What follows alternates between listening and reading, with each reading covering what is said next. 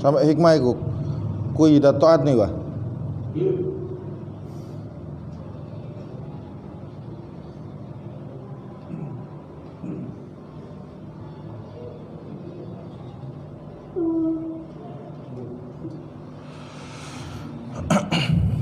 Asa.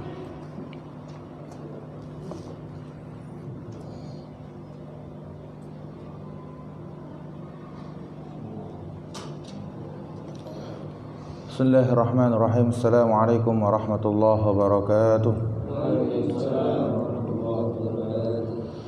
Alhamdulillah, wassalatu wassalamu ala Rasulillah Sayyidina Muhammad bin Abdullah wa ala alihi wa sahbihi wa mawalah. Wala hawla wala quwwata illa billah. Subhanaka la ilma lana illa ma 'allamtana innaka antal alimul hakim. Allahumma la sahla illa ma ja'altahu sahla wa anta ya hayyu ya qayyum ja'alta hazna idza syi'ta sahlan sahla. Bismillah, alhamdulillah, wa la ilaha illallah, wallahu akbar, wa la hawla wa la quwwata illa billahil aliyyil azim. Adada ma kutiba wa yuktab abadal abidina darad dahirin. Allahumma salli wa sallim ala sayyidina Muhammad wa ala alihi wa sahbihi barik wa sallim ajma'in.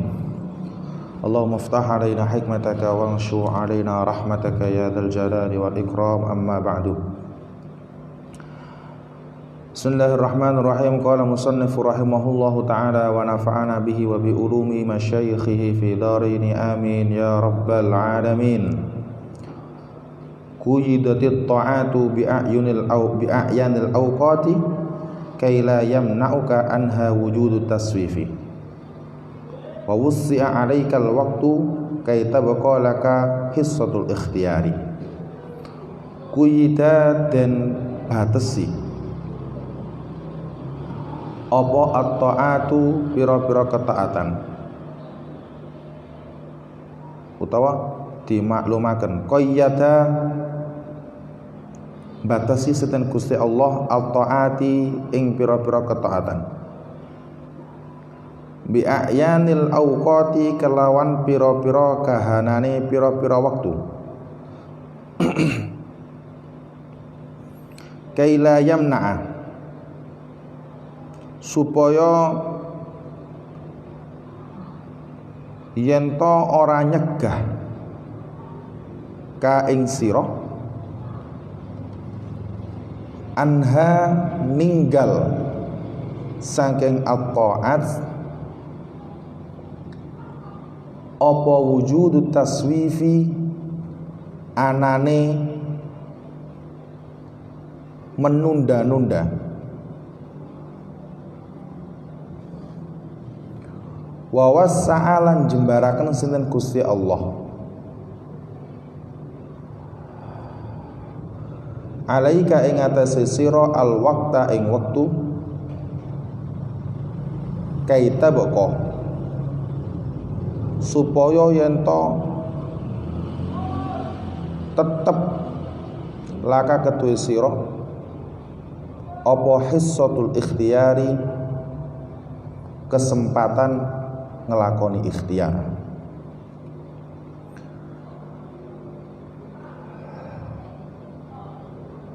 An'ama paring nikmat sinten Allah Gusti Allah alaika ing atase sira fima ing dalem perkara amara kang perintah sinten Gusti Allah ka ing sira bihi kelawan ma minal ta'ati saking pira-pira ketaatan al muaqqatati kang den wae wektu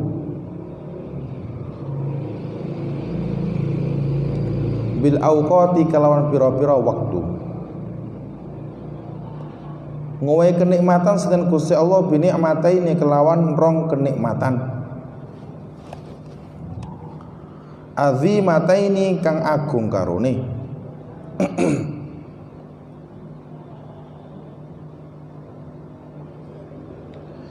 ihdahuma utawi salah sijine nikmataini azimatain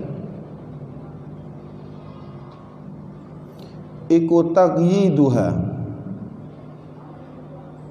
batesi ketaatan iku taqituha batesi ketaatan laka kanggo sira bi ayanil auqati kalawan pira-pira kahanane pira-pira wektu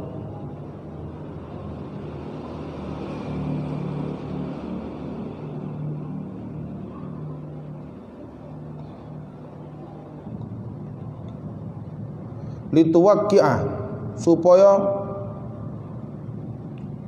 numandangi sapa sira to supaya nglakoni sapa sira ha ing ketaatan fiha ing dalem ayanil auqat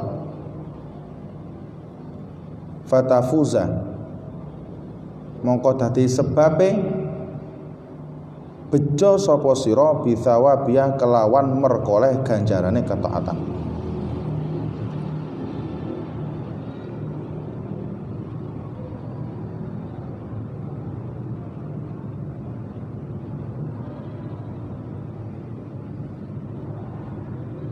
Walau lam yaf'al namuna orang nglakoni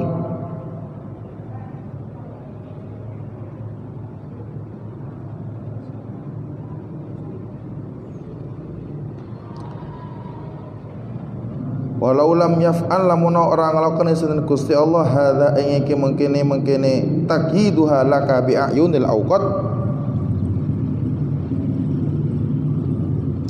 la sawwaftah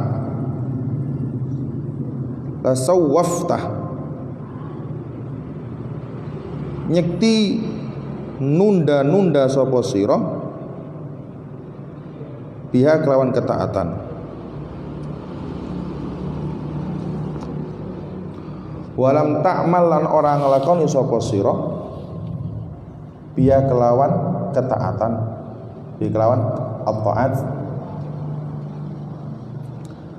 hatta tafuta sehingga yen tok ilang apa ketaatan sehingga lewat apa ketaatan fayafuta mongko dadi sebabe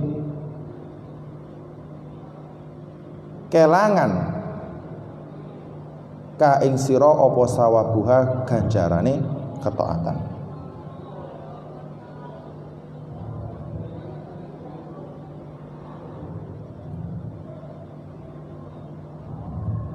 Asaniyatu utai kang nomor loro iku tausi'u auqatiha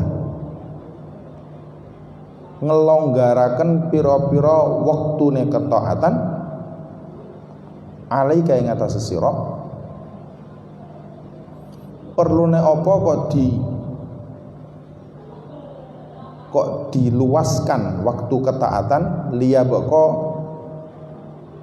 supaya tetep ono laka kedue sira apa nasibun bagian minal ikhtiyari saking nglakoni ikhtiar hatta ta'tiya sehingga iso nekani sapa sira bi taati kelawan ketaatan fi hali sukunin ing dalem tingkah tenang wa tamahhulin lan anteng lan pelan-pelan min ghairi harajin saking tanpa kepayahan wala dhaikin lan kerupekan lillahi iku namung kedune Gusti Allah alhamdu tawis kabehane puji ala ni'amihi ing atase pira-pira kanikmatane Gusti Allah.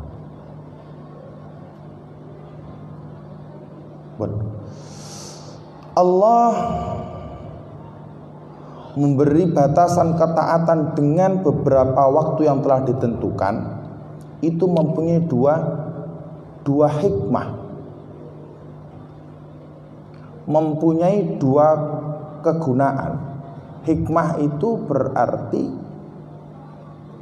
kebaikan yang terdapat pada sebuah kebijakan yang telah ditetapkan oleh Allah di dalam aturannya. Itu hikmah. Bukan tujuan, akan tetapi apa? Hikmah. Sebab af'alullah, semua keputusannya Allah, semua yang telah dilakukan oleh Allah tidak bertujuan. Jadi yang dibahasakan adalah hikmah di balik takdir yang telah ditentukan oleh Allah, ya, bukan tujuan. Karena apa? Sebab Gusti Allah niku nek nglampahi napa-napa mboten wonten tujuannya. Kenapa? Karena yang bertujuan adalah orang yang membutuhkan sesuatu, sedangkan Allah tidak membutuhkan sesuatu apapun. Karena saya ingin kaya, maka saya bekerja. Kan ngoten. Berarti orang mempunyai tujuan karena dia lemah, sehingga untuk melakukan sesuatu dia memerlukan sebuah tujuan, biar ada spirit atau ada dorongan untuk melakukan hal yang dia inginkan. Kalau Gusti Allah nggak punya tujuan, karena Allah tidak membutuhkan tujuan sama sekali. Atau bahkan memang Allah tidak perlu dengan kata butuh, apapun itu termasuk tujuan. Sehingga semua afalnya Allah, kebijakan Allah tidak membutuhkan apapun. Sangat difahami. Misal ada yang tanya, wa ma khalaqatul insa wal jinna illa liya'budun. Allah dawuh, aku gak menciptakan manusia ataupun jin kecuali untuk menyembahku. Apakah itu berarti Allah butuh disembah? Tentu tidak. Karena Allah memang gak butuh untuk disembah. Sebelum terciptanya makhluk yang menyembah Allah, Allah tetap berhak untuk disembah. Allah tetap menjadi Tuhan. Lah, liya'budun di situ itu apa maksudnya? Maka yang benar artinya sebenarnya adalah bukan agar menyembah, bukan untuk agar. Kenapa? Bahasa agar itu identik dengan keterbutuhan. Saya makan agar saya kuat melakukan pekerjaan. Berarti kan butuh makan. Lah niki perlune napa? Mempelajari Al-Qur'an dari sumber aslinya. Lam di situ bukan untuk lam lit ta'lil, tapi lam lil akibah. Lam lil akibah itu ending daripada sebuah pekerjaan. Artinya apa? Manusia diciptakan itu pada akhirnya dia harus menyembah pada Gusti Allah. Ketika dia diciptakan berarti nanti dia menyembah Gusti Allah. Lil akibah. Bukan agar, tapi apa? Wa ma khalaqtul insa wal jinna illa liya'budun. Aku tidak menciptakan manusia ataupun jin kecuali dia akan menyembah. Karena semuanya akan menyembah. Terlepas dari dia menyembah Gusti Allah ataupun menyembah keinginannya sendiri. Saya difahami ya? Ini banyak orang keliru dalam menafsiri ayat ini. Illa liya'budun. Oh, berarti menungso itu mesti nyembah. Pasti menyembah. Terlepas dia menyembah pada zat yang harus disembah ataupun menyembah pada selain yang tidak disembah. Misal apa? Misal kepentingannya sendiri. Dia menyembah pada keinginannya sendiri, menyembah nafsunya, sehingga harus menuruti apa keinginan nafsunya. Berarti dia menyembah. Kata nih ya. Karena lamnya bukan lam lil ta'lil, tapi lam lil akibah. Jenenge menungso pasti nyembah. Pasti dia membutuhkan sesosok sesuatu yang dijadikan tumpuan atau keterbutuhan dia untuk mengabdi. Entah itu mengabdi pada Gusti Allah dan itu yang benar, ataupun dia mengabdi pada nafsu, ngabdi sama setan, ngabdi sama keinginan. Karena dia ingin ngabdi kepada keinginannya yang ingin tenar, akhirnya apapun yang bisa menjadikan dia tenar, dia kerjakan. Kan ngoten menungso. Karena dia ngabdi kepada anaknya, apapun yang diinginkan anaknya dia akan melakukan. Karena manusia mesti menghamba. dan dia nggak bisa hidup sendiri tanpa menghamba. Hatta orang ateis pun semacam itu. Orang yang nggak percaya sama Tuhan pun juga semacam itu. Dia pasti menghamba. Menghamba kepada apa? Menghamba kepada logikanya sendiri. Semacam itu manusia.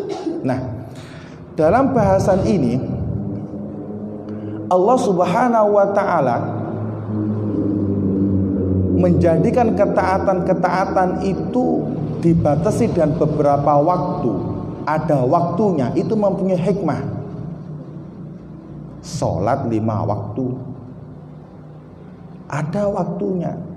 Zuhur mulai sampai zawal, sampai waktune bayangan melebihi dari 2 kali panjangnya benda. Itu kan waktu. Waktu maghrib mulai sini sampai sini, waktu subuh mulai sini sampai sini. Semuanya ibadah itu ada waktunya, roto-roto. Kenapa demikian? Kaila yamna'aka anha wujudu taswif. Biar kita enggak sembrono, biar kita enggak sering menunda-nunda pekerjaan, sehingga harus dibatasi. Loh, itu manajemennya Gusti Allah. Itu manajemennya Gusti Allah. Jadi memang harus ada waktu. Harus ada sebuah hal yang membatasi biar kita itu merasa terpecut atau merasa termotivasi untuk melakukan sesuatu. Karena kalau nggak gitu, manusia nggak akan bangkit untuk melakukan apapun yang dia inginkan. Soalnya manusia itu sifat dasarnya adalah sering menunda, taswif. Wes engko ae lah, wes itu engko ae lah. Kalau kita mau berpikir sebenarnya ibadah apapun itu mengandung hikmah yang akan menjadikan kita menjadi pribadi lebih baik. Ada unsur positifnya pasti, termasuk berkaitan dengan waktu ibadah. Kenapa Gusti Allah kok memberikan waktu ketika pelaksanaan ibadah? Biar kita nggak sembrono terus menunda, dan itu tidak diinginkan sama Allah Subhanahu wa ta'ala. Jangan pernah menunda. Karena taswif itu bagian daripada perilaku setan. Wis engko ae lah. Makanya di Quran kan fa idza faraghta fansab. Kalau udah selesai melakukan sesuatu, bangkit lagi, kerja lagi. Fa idza faraghta fansab. Jangan sampai nganggur. Makanya waktu sholat itu kan ngoten. Selesai waktu sholat, masuk waktu sholat yang lain. Selesai waktu sholat, masuk waktu sholat yang lain. Karena apa? Kita dibiasakan gak jadi pribadi yang nganggur, tetap sibuk dengan terlalu beribadah sama Gusti Allah. Memang gitu hikmah dibalik aturan mengenai waktu yang telah ditentukan oleh Allah dalam pelaksanaan ibadah. Biar kita gak sering nunda dan kita menjadi pribadi yang apa? Yang disiplin. Kuncinya yang susah ini apa? Disiplin. Dan ternyata karakter disiplin itu sudah terdapat dalam semua syariat yang telah diturunkan oleh Allah Subhanahu wa ta'ala. Wonten salah setunggal hadis, man adroka takbiratal ikhrami ma'al imam. Barang siapa orang yang mengikuti takbiratul ikhram bersama imam, bara'a minas sawatay, dia akan terbebas dari 2 hal negatif, an-nifaki wan nar, kemunafikan dan neraka. Nek pengen dadi pribadi yang baik, pribadi yang tidak lemah karena dia kalah dengan nafsunya sendiri, maka terapi yang disediakan oleh Allah adalah jamaah selama 40 hari dan selalu mengikuti takbiratul ihram bersama imam. Itu hadis, Pak. Menungso itu seringkali kalah dengan karakternya sendiri. Kalau musuh wong liya itu lebih mudah, tapi kalau musuh dirinya sendiri itu lebih susah. Makanya Kanjeng Nabi Muhammad itu ketika selesai perang Badar, perang Badar itu 313, musuh 1000. Berarti 3 kali lipat. Cara pedang situk itu digewong telu. Jaran setunggal gewong telu. Bayangin jenengan. Itu jihadnya sangat luar biasa. Apalagi pelaksanaannya di bulan Ramadan. Pas terik-terike panas-panasnya bulan Ramadan. Disuruh jihad sama Gusti Allah. Lho dawuh Gusti Rasul pripun? Raja'na min jihadil asghar ila jihadil akbar. Kita kembali dari jihad kecil menuju jihad yang besar. Apa? Ngeker nafsune dhewe. Ngeker nafsune dhewe. Ciri khas nafsu itu bijuan. Kok iso bijuan? Dia membuat sesuatu yang sebenarnya tidak ada nilainya akan tampak semakin indah. Dan itu sifat dari kemunafikan. Munafik itu. Munafik itu merusak sedanten pun. Merusak semua. Karakter manusia itu hancur gara-gara kemunafik. Kalau orang lain yang munafik, mungkin kita masih bisa menetralisir, bisa menghadapi. Kalau kemunafikan terdapat dalam diri kita, sangat susah. Misal, saya contohkan kemunafikan itu semacam ini. Saya beriktikad baik. Saya akan jadi orang yang baik. Aku bakal ngelakoni sholat jamaah 40 dino misal. Tapi ternyata itu yang menghalangi tujuannya dirinya sendiri. Tengah-tengah dino, awake kesel mari nyambut gawe, nggak komitmen sama janjinya sendiri. Berarti dia kalah dengan hatinya sendiri, kalah dengan nafsunya sendiri, dan itu dinamakan dengan munafik. Kalau sudah lulus 40 dino ngelakoni sholat kayak gini, itu kemunafikan akan hilang, Pak. Itu terapi yang dijanjikan sama Gusti Rasul. Nek pengen dadi wong apik, 40 dino jamaah terus. Makanya dulu itu Abah itu sering kali dawuh, cirine wong sukses, cirine wong iso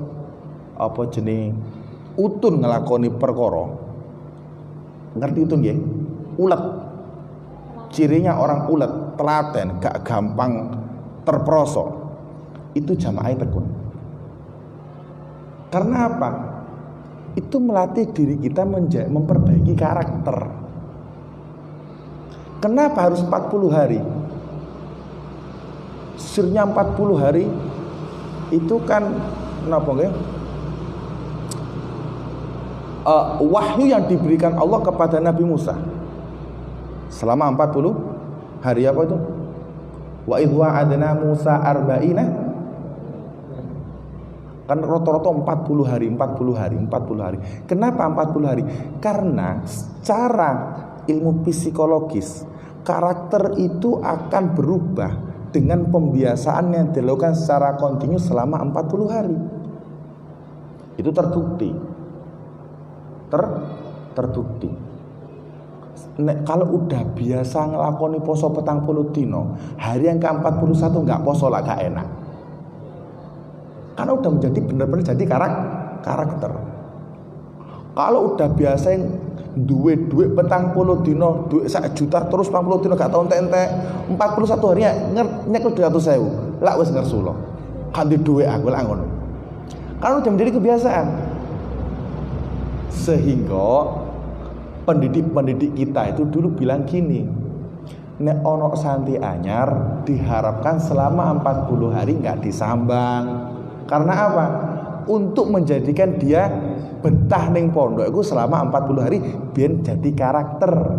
Jadi merubah karakter itu harus 40 hari.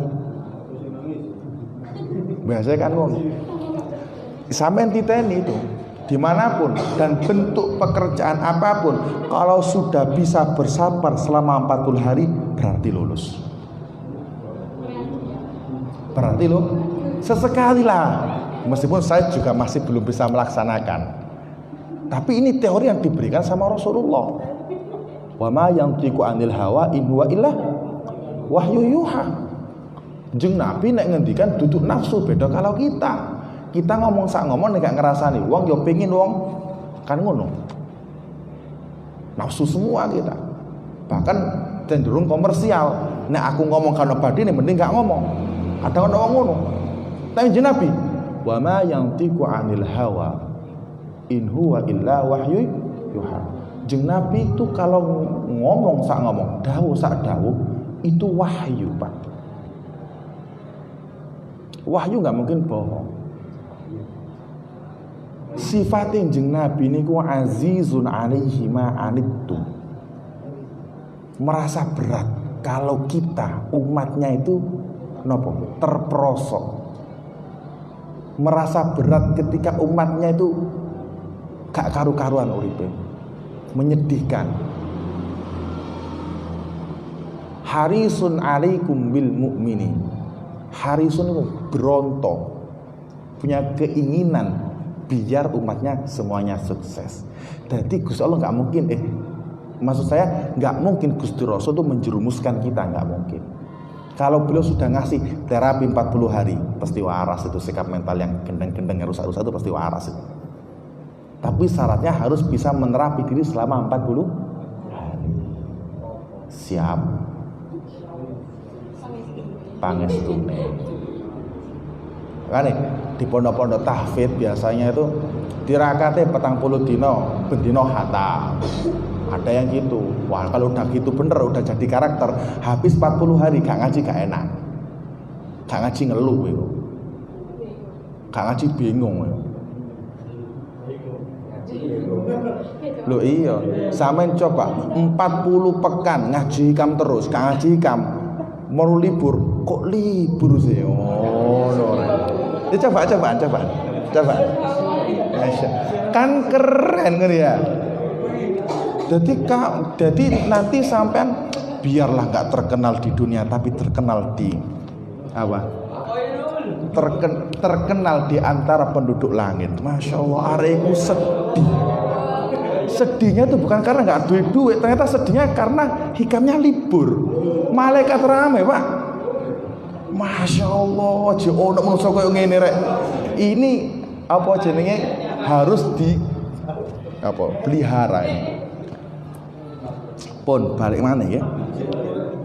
Itu sirnya. Kenapa Gusti Allah kok menjadikan waktu di dalam pelaksanaan ibadah? Kaila yamnauka anha wujud tasih. Biar kita itu nggak sering nunda-nunda. Karena Gusti Allah tuh nggak seneng hambanya nunda. Dalam syariat haji saya contohkan. Saking Gusti Allah nggak senengnya wong nunda ya. Semoga kita terbebaskan dari sifat nunda-nunda. Amin. Wong nek wis punya kemampuan haji terus nggak haji, iku dunyane haram, Pak. Haram guys. Digawe haram karena masih punya tanggungan haji. Jadi gini, cara doanya itu gini ya. Cara doanya, tak kasih resep itu doanya hikam. Kalau pengen donga kaitkan semuanya sama Gusti Allah. Ya Allah, kula nyuwun duit sing kuwata sugih, cek saged berangkat haji. Karena itu perintahnya Allah. Jadi enggak menyisakan hadzun nafas. Ya, tidak menyisakan kepentingan pribadi. Lho niku damel ibadah teng jenengan Gusti. Karena jenengan merintah saya untuk ibadah, untuk haji, kan gitu. Ya Allah, jenengan paringi dagangan kula laris, ben kula saged ngowehi zakat nang pinggir-pinggir niki. Oh, keren kalau gitu tujuannya. Dirubah Pak sekarang sudah ngaji hikam ya. Jadi hududun nafsinya harus disingkirkan. Semuanya harus dikembalikan sama Gusti Allah. Dilatih Pak. Saya juga latihan loh ini. Iya bareng-bareng. Saya juga latihan ini. Iya, itu latihan itu. Jadi hududun nafs. Ya Allah, saya ingin bojo ayu biar saya bisa lebih terhindar dari zina. Jos. Kalau tujuannya gitu. Tapi kalau tujuannya ada hududun nafsinya, itu alih-alih nanti bisa jadi syirik. Alih-alih bisa jadi syirik. Dalam hikam Pak. Dalam loh hikam itu. Sama ngaji hikam sih. Kalau saya lebih milih ngaji biasa-biasa saja sebenarnya. Tapi karena udah mukorornya atau kurikulumnya Pak Hikam, ya akhirnya ngomong ini gitu loh. Saya contohkan orang baca waqiah ben sugih. Nggih. Ikan ibadah tapi untuk kepentingan pribadi. Alih-alih kita ibadah sama Tuhan, ternyata kita ibadah dengan kepada nafsu kita sendiri. Malah justru Gusti Allah dijadikan batu loncatan. Syirik enggak namanya? Iya mboten. Itu teori yang disajikan sama Imam Athaillah Sakandari. Kalau ibadah jangan khududun nafas lah. Keliru apa ibadahmu? Dudu ibadahnya buat gawe jenenge. Jel bayaran nyatane. Ya mboten.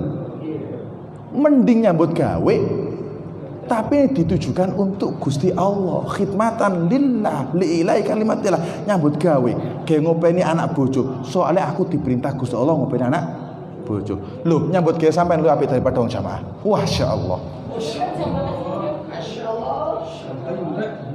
Lho ngono kabeh. Dadi gini loh. Ulama itu enggak punya perkara mubah, Pak. Nggih. Gak ada perkara mubah ulama itu, semuanya sunnah. Makanya dalam tradisi usul fikih hukum mubah itu gak ada. Yang ada itu hukum apa? Hukum fardu, hukum mandub, hukum tahrim. Itu tak. Makruh sama mubah gak ada. Kenapa? Karena mubah itu tergantung niatnya, Pak. Makan itu kan mubah. Tapi kalau niatnya dibuat untuk ibadah, jadi sunnah, dapat pahala. Gitu lah. Sama, nyambut gawe itu mubah, Pak. Tapi kalau diniati ben gawe ngelakoni perintah Gusti Allah, jadi ibadah. Jadi libatkan seluruh aktivitas kita itu untuk sebagai bentuk khidmah kita kepada Allah Subhanahu wa taala. Disisihkan kalau di hududun nafsinya. Kalau sudah hududun nafsinya itu disisihkan, orang enggak bakal kecewa. Orang enggak bakal kecewa dengan aku bolak-balik mau coba wakil gak suge-suge yo. Karena kamu keliru niatnya. Gitu. Lho iya. Sing Gusti Allah bati ingkar janji jarene nek maca waqiah terus suge. Jarene nek duha terus gak tau melarat. Aku jadi tetep melarat, potongan jan marah terus awakmu. Kenapa? Niatnya udah salah nyambut gawe. Di situ, di situ setan bermain, Pak.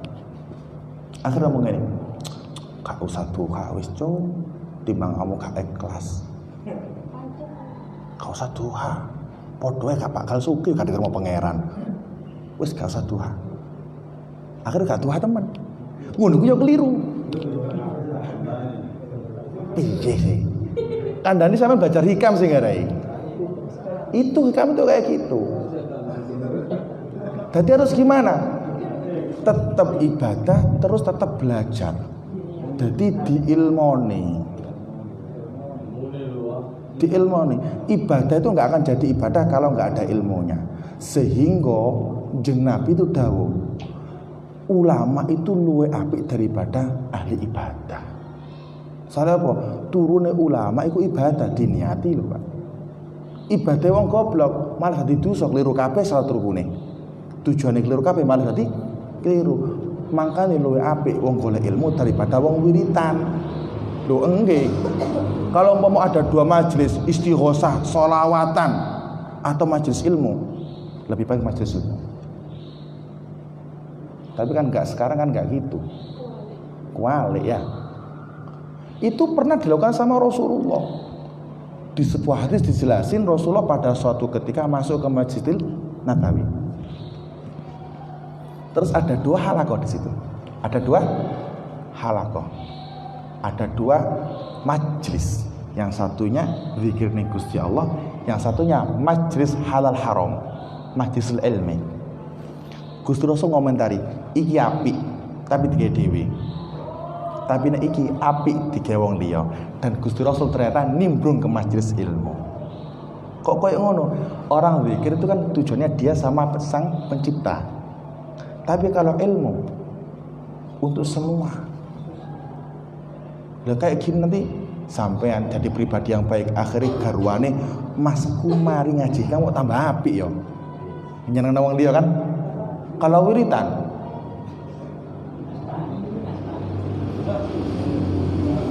dia sama Gus Allah saja. Jadi bagaimanapun majelis ilmu itu lebih baik daripada majelis zikir. Wes gak tau wiritan wis golek ilmu ae. Nek kuat gak apa-apa.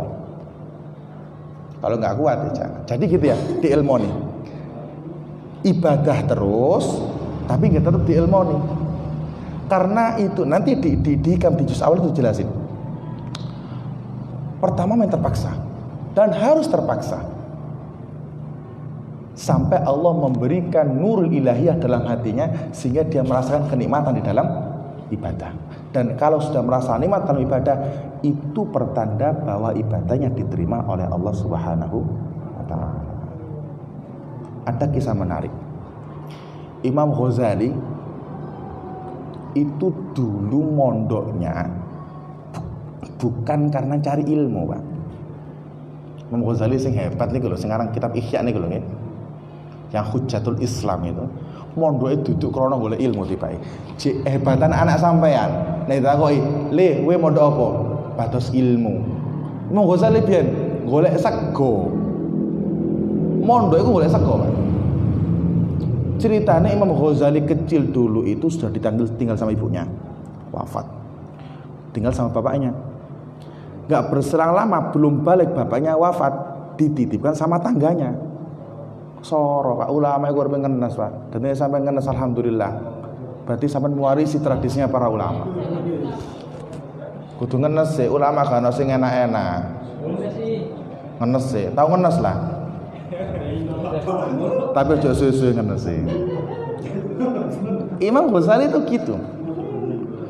Setelah itu akhirnya yang dititipin ini tetangganya beliau dititipin nih bilang ke Imam Ghazali, Ghazali Muhammad dan Ahmad kan, Muhammad bin Ahmad bin Muhammad Al-Ghazali namanya beliau gitu. Muhammad, kamu sekarang udah gede dan biaya kehidupanmu semakin banyak. Kamu ngerti sendiri, saya nggak punya duit. Mulai sekarang kamu mondok ya, nggih, nderek akan. Tadi mondok. Tujuannya mondok apa? Ben entuk pangan. Imam Ghazali. Tapi setelah beliau lakukan itu setiap hari, karena mondok dibayar pemerintah pada saat itu, akhirnya belajar. Dan tujuannya gak untuk belajar, ben itu pangan. Ternyata hari demi hari, tahun demi tahun, akhirnya di wong alim, beliau ngerti bahwa ilmu gak bisa diperoleh kecuali karena Gusti Allah. Sehingga beliau itu sering dawuh, atlubul ilma li ghairillah fa'aba ayyakuna illa lillah. Aku cari ilmu dulu itu bukan karena Allah, tapi ternyata ilmu gak mau dicari kecuali untuk karena Allah. Kita juga gitu ibadah. Duha ben sugih, tapi ternyata Allah gak ngasih. Duha terus aja udah. Tiba-tiba dibiju setan, awak dhewe biju setan. Ya. Ojo gelem dibiju setan. Apa jenenge? Inna kaida syaitani kana dhaifah. Inna kaida syaitani kana dhaifah. Tipu daya setan itu sebenarnya itu lemah. Kalau kita enggak nurutin enggak dadi kok. Beda mek tipu daya wedok. Inna kaida kunna azimah. Ngeri, Pak. Inna kaida kunna azimah. Itu Quran yang bilang. Kalau tipu dayanya, berarti orang itu lebih kejam dari setan dong kalau gitu. Ya enggak gitu. Tapi tipu daya yang dilontarkan sama setan langsung dengan sesuatu yang dia titipkan kepada kaum Hawa lebih kejam. Buktinya apa? Nabi Adam tertipu dengan Sayyidah Hawa. Padahal ketika misal iblis bilang Adam makan pohon khuldi, enggak akan percaya dia. Tapi perkorone, yang bilang adalah perempuan yang dia cintai, bablas, Pak. Inna kaida kunna azimah. Diteni. Nek musuh setan gampang Pak, usah dituruti beres. Tapi nek bojo dituruti ramai, Pak. Tapi aja kuwatir rabi ae. Niatono, iya. Niatono apa? Niatono ibadah. sampean ngerti sing aran kitab pesugihan itu kaifa takunu ghaniyan. Kan kitab pesugihan itu. Sampean jangan lihat itunya tok, beliau juga punya karangan lain. Niat salah satu karangan beliau niatut tazwij. Niatnya nikah adalah ihtimalul adza minal mar'ah. Ihtimalul adza minal mar'ah. Apa? Bersabar menerima celaduane bojo. Itu termasuk sabar. Tapi kalau semua dengan ibadah insya Allah lancar. Makanya jangan hudud nafas. Tapi apa? Niat ibadah akan kecewa insya Allah. Diniati ibadah, nggih. Pun balik mana kok sampai teko kono? Balik lagi sekarang. Ya soalnya kan audiensnya banyak kan kebutuhannya, jadi kan ya harus bisa menyesuaikan toh. Boleh kita. Ya. Wis.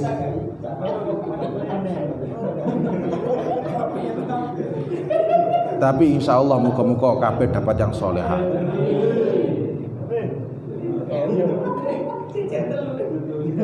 Semoga semuanya dapat yang solehah, dapat zuriyah yang minal ulama, dan melahirkan orang-orang yang dapat meneruskan perjuangannya Sayyidina Rasulullah sallallahu alaihi wasallam. Wa wassa'a 'alaikal waqta kay tabqa laka khissatul ikhtiyar. Hebatnya Allah ya, kalau membuat sebuah aturan itu enggak terkesan tebang pilih. Artinya apa? Nek ngene tok. Enggak. Itu Gusti Allah. Dari sampai nanti kalau jadi pejabat, jadi CEO perusahaan harus bisa meneladani sifatnya Gusti Allah ini. Kalau membuat aturan itu enggak satu sisi tok. Tapi ada dua keuntungan yang sama-sama dapat diambil. Memang ada batasan. Dan batasannya memang terkesan apa? Terkesan mengikat, terkesan memaksa. Tapi di sisi lain, meskipun itu ibadah diputeri dengan waktu yang telah dibataskan, akan tetapi juga ada keleluasaan di situ. Ngelakoni sholat ya, ngelakoni sholat waktu nih zuhur misal ke jam 1 sampai jam 3. Kita masih disuruh milih. Terserah kamu milih yang mana. Kamu boleh milih awal waktu, kamu boleh milih tengah waktu, kamu boleh milih akhir waktu. Itu maksudnya ini. Wa wassa'a 'alaikal waqta kay yabqa laka hissatul ikhtiyar. Kamu diberi keleluasaan waktu biar kamu bisa memilih waktu yang terbaik untuk kamu jadikan sebagai waktu beribadah kepada Allah Subhanahu wa taala. Sehingga nopo? Sehingga bisa benar-benar madhep ning Gusti Allah, bukan karena buru-buru, ya toh? Bukan karena sebuah tuntutan, karena sebuah kemesraan. Karena ya pengen tenang. Gitu ya. Kalau kita ibadahnya kan buru-buru. Mari ya wis. Jadi cirinya gini. Di fikih itu, Pak, nek ono panganan ambek jamaah sing didisini ndi? Saya bicara fikih. Panganan, Pak. Iya, itu. Nenek fikih gitu. Tapi kalau di tradisi kita, salat sik yang mangan enak. Kan gitu kan? Jadi saya tuh gak patut setuju kalau umpama takjil dhisik baru salat, gak patut setuju saya. Mangan dhisik baru salat. Jadi sampai sing ngopen-ngopen di masjid ya, bukan provokatif nih, enggak. Kita bicara ilmu ya. Kita bicara ilmu. Mangan sik, maghrib di akhir ora apa-apa. Daripada apa? Salate kepikiran, enggak khusyuk. Gak umana kok wah piye iki? Mangano sik. Tapi sak cukupe, gulu wasyrabu wala tusrif. Gitu loh. Tapi kan enggak kita kan. Kita milihnya apa? Jamaah sik, salat sik ben makane tenang. Lah keliru sebetulnya itu. Keliru malahan. Jadi ibadah malah dijadikan sebuah apa? Sebuah hambatan untuk apa? Untuk mendapatkan kenikmatan makan. Kan kudune gak ngono. Kudune makanan dijadikan apa? Bantu, sebagai alat bantu untuk biar khusyuk melaksanakan ibadah. Maka nenek ngantuk, tapi ini bukan anaknya mondok ya, bukan untuk anak mondok. Saya bilang bukan untuk anak pondok. Kalau anak pondok kita nggak pakai hukum syar'i, semuanya ada hukum wad'i di situ. Ada hukum yang dibuat sebagai aturan yang untuk dijadikan kemaslahatan semua, karena pembentukan karakter. Kalau di pondok, kalau di luar pondok, buat sendiri maksud saya, nek ngantuk, ojo sholat dhisik, turu sih. Loh, kebablasan pun itu nggak dianggap dosa loh Pak. Saya bicara ilmu ya. Kebablasan kalau sudah ada niatan melakoni sholat, ya, itu nggak dosa Pak. Penting dilakukan sebelum waktunya sholat. Dan dia punya keyakinan nanti akan saya bisa melaksanakan sholat. Dan ternyata kok bablas, itu tanggunganku Gusti Allah. Loh, itu yang terjadi Pak. Kan tinggal niatnya kita loh. Niat saya aku tak turu sik ben kok sholatnya khusyuk. Lah dumatan kok tambah bablas. Hah? Kalau sudah niat baik toh, sudah ada itikat baik. Makanya dulu tuh ada cerita, ya rodo kadang tuh kalau sampai baca sejarah-sejarahnya para sahabat itu ya orang sing lucu. Termasuk sahabat Nuaiman itu waplai, sahabat paling gaplai Nuaiman. Jadi saya cerita Sayyidina Ali. Sayyidina Ali itu kan mantu Kanjeng Nabi. Beliau itu ya jenenge mantu rek. Dalamnya berseberangan sama Kanjeng Nabi. Kalau mau tahajud itu dibangun Ali, Fatimah, ayo tangi tahajud. Jawabe pripun? Jawabe Sayyidina Ali ora tak mangkelno. Nek Gusti Allah ngersakno kula tangi nggih tangi. Mboten tangi, mboten tangi. Jawaban greget padahal santrine dhewe lho nggih. Santrine Sayyidina santrine Kanjeng Nabi. Jawabe ngono Sayyidina Ali. Nek Gusti Allah ngersakno kula tangi nggih tangi. Nek mboten tangi, mboten tangi. Ditinggal, bukan untuk ditiru. Saya bilang ini konteksnya bukan untuk anak pondok. Makanya tadi siang saya bicara ilmu. Nanti takutnya kalimatul haq urida bihal batil. Kalimat benar tapi disalahgunakan. Wah, bahaya. Itu kelakuan setan ya. Kalimatul haq urida bihal batil. Ya, banyak sekarang kayak gitu. Plesetan-plesetan itu enggak boleh. Itu Rasulullah ketika dengar Sayyidina Ali bilang kayak gitu Pak. Dawuh, wa kanal insanu kana ya apa sih di kahfi itu? Wa kanal insan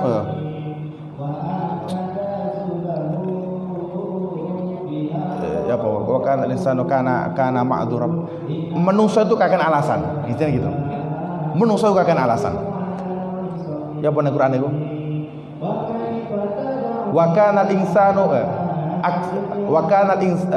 innal insana kana aksaru syai'in jadala.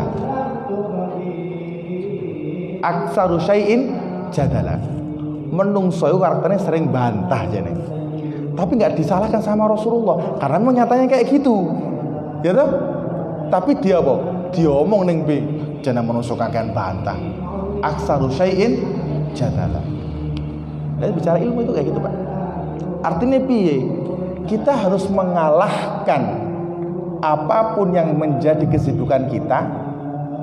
Kita primakan diri kita untuk biar isok teringginas semangat oleh ibadah. Bukan sebaliknya. Bukan malah dijadikan ibadah sebagai hambatan atau sebagai beban dalam mengikul aktivitas kita. Keliru nih. Keliru. Orang salah sahabat. Sahabat itu sahabat senior Pak. Tapi perlu diketahui, sahabat Kanjeng Nabi gak kabeh ngalim. Wonten sing guaplek ini wonten. Wonten sing tapi semuanya dapat barokah bin nadri ila wajhil karim. Semua dapat barokah langsung mandang selirane Kanjeng Nabi. Semuanya kita harus taklim, tapi gak semuanya ngalim. ini ono salah setunggalnya sahabat Kanjeng Nabi iki dikasih umur panjang sama Gusti Allah sampai menangi sampai menangi zamannya para tabiin. Sahabat tabiin gitu ya. Generasi setelahnya para sahabat, para tabiin. Mulai zaman dulu sahabat iki nek jamaah mesti kari. Soalnya apa? Gopo nyancang jarane. Gopo nyancang untone mbok jarane gitu al-qola. Yang penting sibuk dengan hartanya. Itu mulai ke zaman Kanjeng Nabi sampai zaman sahabat, enggak ada yang pernah ngelarani. Karena sing ngeritik enggak ono. Kok dadak di zaman tabiin itu dirasan mbek wong. Oh, jarene sahabat senior. Jarene sahabat Kanjeng Nabi sing selalu ngerti perilaku Kanjeng Nabi, tapi kok nyatane kelakuane ngono luwih mentingno kudane daripada jamaah. Itu ngersu loh. Beliau ngersu loh. Ya Allah, aku urip zaman Kanjeng Nabi sampai urip zamane sahabat, gak tahu ana wong ngerti kok ngene. Lah kok saya kira cili-cili tabiin, ngerti aku iki piye karepe? Itu pernah dirasakan sama sahabat. Karena apa? Para sahabat dan Rasulullah tahu, biar dia menyelesaikan dulu tugasnya, nanti ibadah sama Gusti Allah biar tenang. Sampai tahu krungu kan gimana cara mendidiknya Rasulullah ketika mengetahui ono orang Arabi ngoyo pojoke masjid. Cik eling sampean ngaji Bulughul Maram tapas ngaji turu. Kan ceritane gitu kan. Ning pojokan masjid diuyu mbek wong Arabi. Sayyidina Umar mangkel gak duwe duka. Sayyidina Umar, Pak. Bengis yang garang orangnya.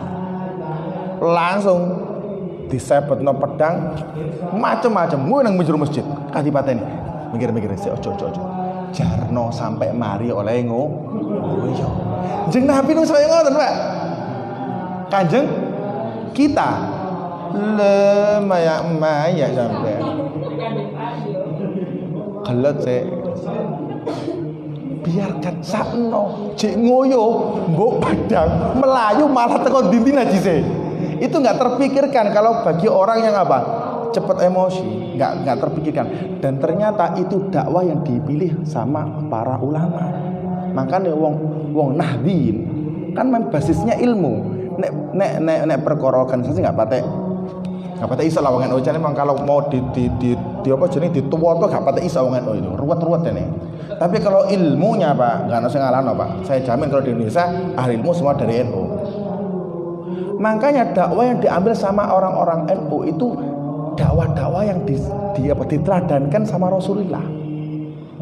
Kadang ono wong ormas sebelah itu harus gini, harus gitu. Orang NU terkesannya melempem. Jarno po lah. Kan ngono kan? Jadi kadang kita bikin gregetan karena kita nggak ngerti tujuannya beliau. Kok iso sih ngono meneng ae ngono. Karena kita nggak ngerti.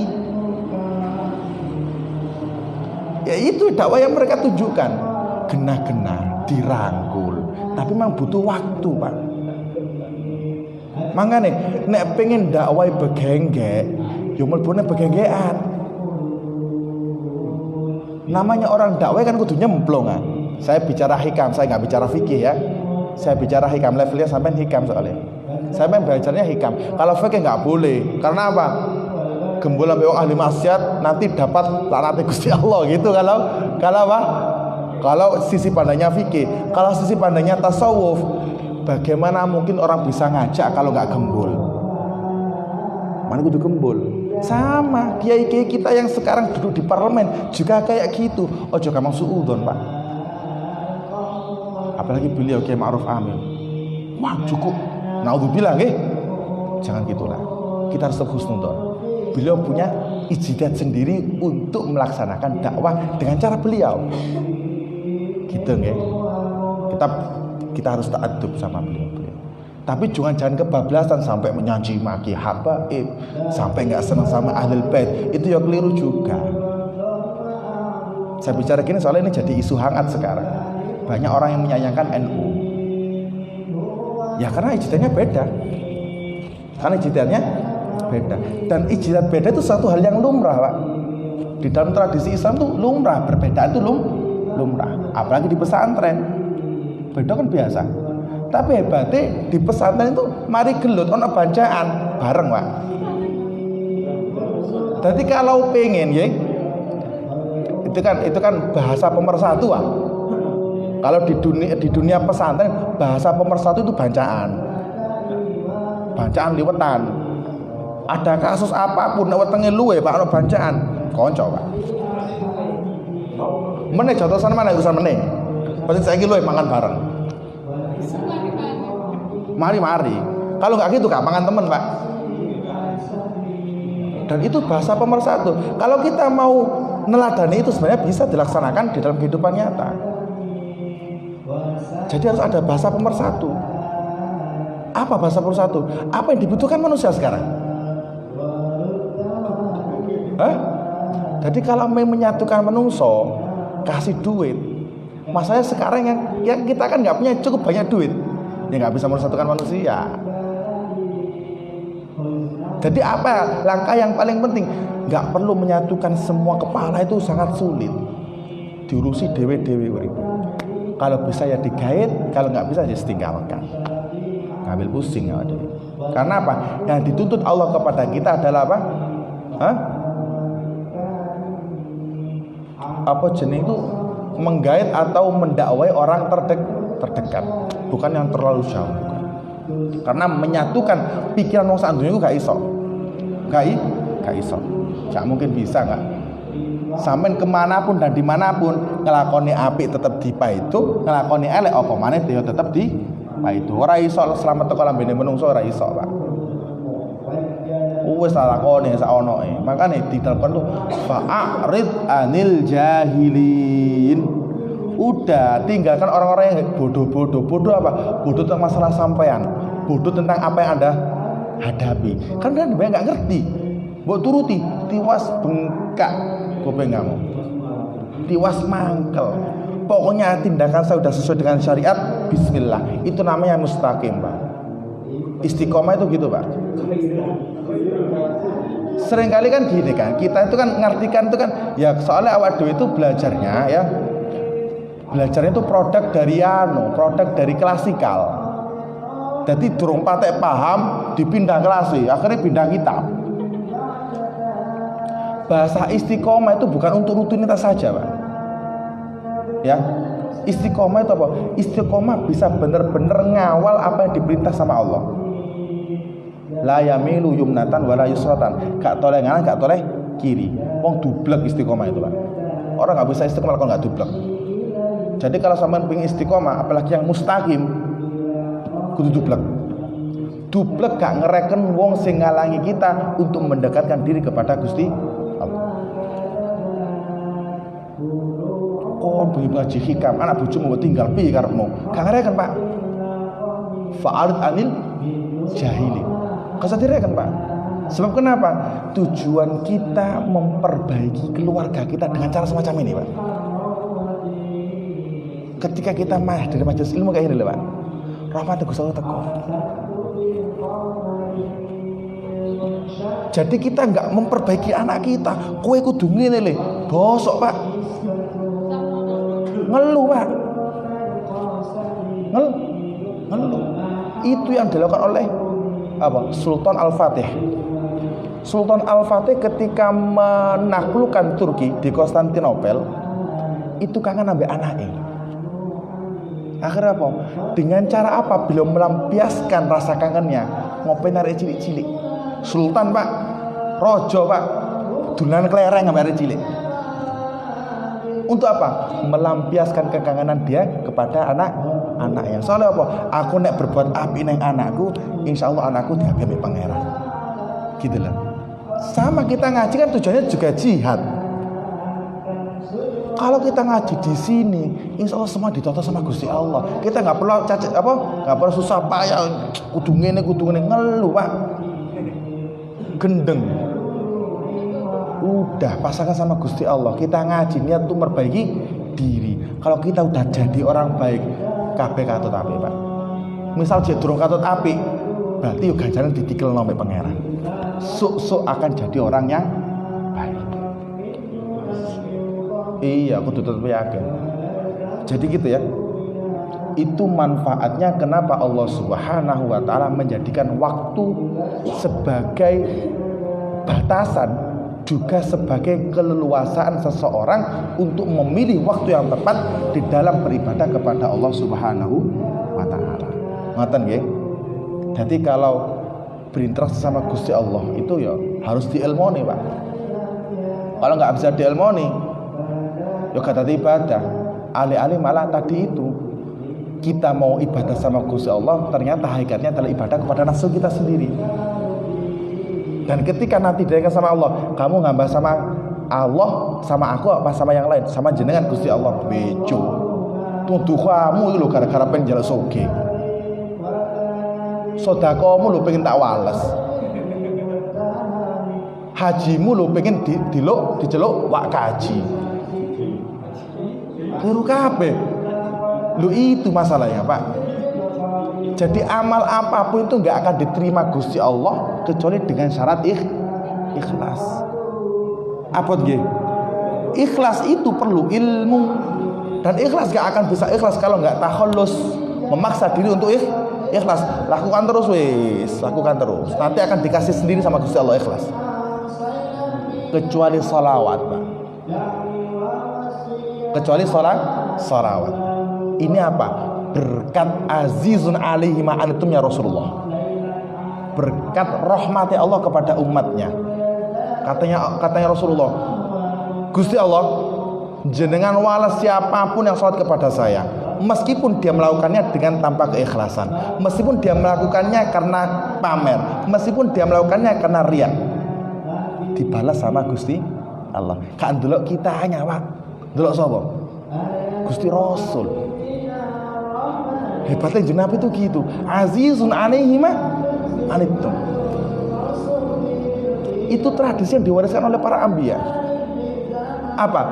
Lebih cinta kepada umatnya daripada cinta kepada keluarganya. Saya mau cerita, ini salah satu bentuk tahatus ini mas sampai. Abah itu ketika gerah awal nangisnya bukan nangisi kita sebagai putranya, bukan nangisi keluarganya, enggak, nangis santrinya, nggak nangisi sampean. Jadi ketika anak-anak ngaji tafsir itu apa nangis? Sopo sing mulang? Delok arek-arek munggah ning dine itu nangis ya. Sopo sing mulang? Bukan nangis saya. Jadi di mata apa? Jenengan lebih istimewa daripada saya. Dan itu adalah tradisinya para anbiya. Insya Allah beliau termasuk min warasatil anbiya. Karena itu yang saya lihat. Makanya ketika beliau wafat, pertama kali yang dapat isyarah siapa? Bukan dari kita, Pak. Muridnya apa yang dapat isyarah? Gini buatan. Karena itu tradisinya para ulama. Tradisinya para anbiya gitu. Azizun alaihi ma'anitum. Rasulullah sebelum beliau wafat yang disebut siapa? Ummati, Pak. Umatku duduk Fatimah kowe nang ndi? Kalau kita bojoku ndi? Sertifikatku ndi? Kalau Nabi Rasul, umatku, para kiai juga gitu. Yang berat beliau tanggung ketika mau meninggalkan dunia itu. Santri ini, Pak. Pi santriku jange. Padahal nanti di mahsyar yang pertama kali dihisab itu siapa? Bukan kita, tapi guru-guru kita. Biar mbok ajari apa? Jadi umpama wong mlebu travel itu, pertama kali ditanyakan yang ketua rombongan, nah. Kita udah masuk, guru-guru kita masih di belakang. Kau nak kasih apa gak? Betul nonton jen Nabi. Betul nonton Gusti. Beres kabeh. Ono iku biar ilmune tau ngaji teko awakmu, tapi ilmu digene ngene. Tanggung jawab awakmu. Nah. Tahu? Maksud saya cerita kayak gini, saya berharap semua alumni itu bisa mempersatukan diri, hadir ke majelis, kita hidupkan perjuangannya kiai kita. Kalau kita gak bisa nyumbang duit, misal sumbang tenaga, lewat apa? Ngaji, anaknya di ngajekno, itu mewarisi tradisinya para anbiya. Nggih. Ojo gur mumpuk sekolah tok kliru kabeh, Pak. Ngaji. Kita nanti itu kalau di akhirat sapa sing dijak gandolan? Sing kate mbok gandoli sapa? Kalau enggak para kiai. Karena beliau mewarisi tradisi para anbiya. Buktinya itu azizun alaihi ma itu merasa berat kalau santrinya itu enggak ada apa itu merasa berat. Dan semoga kita nanti bisa menyenangkan guru-guru kita. Tujuannya apa? Nyeneng nonjeng Nabi. Tumpuannya apa? Kalau udah nyenengin Nabi bisa nyenengin Gusti Allah. In kuntum tuhibbunallah fattabi'uni yuhibbukumullah. Kan gitu. Kalau kalian cinta sama Gusti Allah, caranya apa? Ikuti aku. Makanya saya Allah akan mencintai kita. Kalau kita hadir di majelis ini, kita tujukan untuk mencintai Rasulullah, mengikuti sunnahnya Rasulullah, ngopeni tradisi-tradisi yang diwariskan para ulama dari Rasulullah. Insya Allah yuhibbukumullah, Allah akan mencintai kita. Kalau Allah udah mencintai kita, nggak minta Pak, dikasih sama Gusti Allah. Nggak ditoto Pak, ditoto dengan Gusti Allah. Hadir majelis terus nggih. Insya Allah kabeh barokah. Insya Allah kabeh ketoto. Wallahu a'lam. Rabbana anfa'na bima lahum wahdinal husna bihurmatihim wa amisna طريقتهم ومعافاتهم من الفتن رب فانفعنا ببركتهم واهدنا الحسنى بحرمتهم وأمسنا في طريقتهم ومعافاتهم من الفتن رب فانفعنا ببركتهم واهدنا الحسنى بحرمتهم وأمتنا في طريقتهم ومعافاتهم من اللهم صل على سيدنا محمد وعلى آل سيدنا محمد وبارك وسلم أجمعين. اللهم اجعل جمعنا هذا جمعا مرحوما وتفرقنا من بعده تفرقا معصوما ولا تجعل فيها شقيا ولا محروما. اللهم لا تدع في مجلسنا هذا أحدا إلا غفرته ولا هما إلا فرجته ولا مريضا إلا شفيته ولا عزبا إلا زوجته ولا دينا إلا أديته ولا حاجة من حوائج الدنيا والآخرة إلا قضيتها ويسرتها يا أرحم الراحمين. ربنا لا تزغ قلوبنا بعد إذ هديتنا وهب لنا من لدنك رحمة إنك أنت الوهاب. ربنا هب لنا من أزواجنا وذرياتنا قرة أعين واجعلنا للمتقين إماما. ربنا هب لنا من لدنك ذرية طيبة إنك السميع الدعاء. ربنا اغفر لنا ولوالدينا وارحمهما كما ربيانا صغارا. ربنا آتنا في الدنيا حسنة وفي الآخرة حسنة وقنا عذاب النار وأدخلنا الجنة مع الأبرار يا عزيز يا غفار يا رب العالمين. جزا الله عنا سيدنا محمدا ما هو أهله بفضل سبحان ربك رب العزة عما يصفون. سلام على المرسلين والحمد لله رب العالمين. ربنا تقبل منا بسر الفاتحة.